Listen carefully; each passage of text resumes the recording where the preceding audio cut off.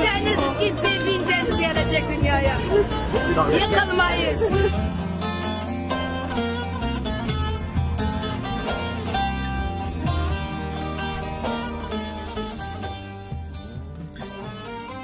Bilmiyorum, bu mektubumu ne zaman görür, ne zaman okursun.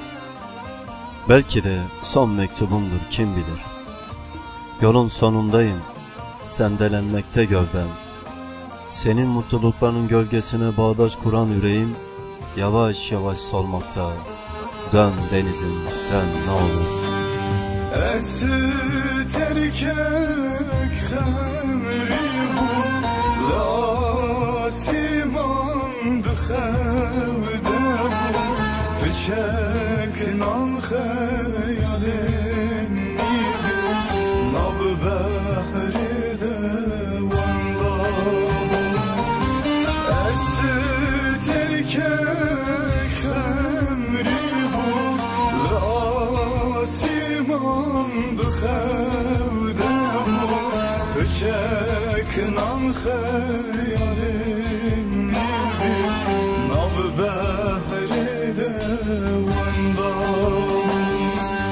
Olur beşter olur be, slava be cezirane, çavin teli paşnemine, be hezaran vaktene. Olur be heval olur be, slava be cezirane, çavin teli paşnemine, be hezaran vaktene. Ölüm kapı eşimde mezarımı kazarken, ben senin gözlerindeki papatya bahçelerinde gezinmekteyim. Hatta sana her ulaştığımda, onca zaman suskun, onca zaman konuşmamışken, bu arayış, bu çağrı neden diye kendine sorarken, ben ise susmayı tercih ediyorum. Azrail'i ahize dayıp sevdiğin ölüyor diye seslenmeli miydim sana? Hayır, hayır. Sen bir ikinci kaybedişe hazır değilsin.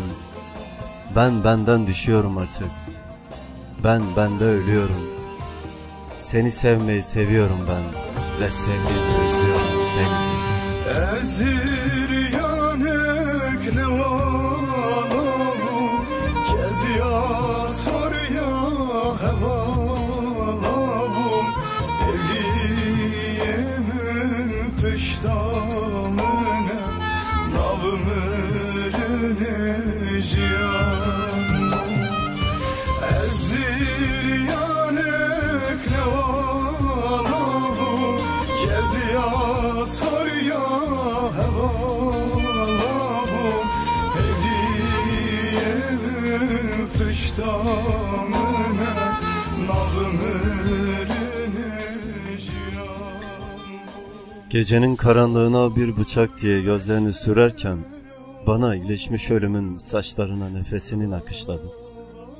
İçimin aynalarına çocukluğumu istiflerken, dudaklarımda senle başlayıp benle biten söz olur gözlerin.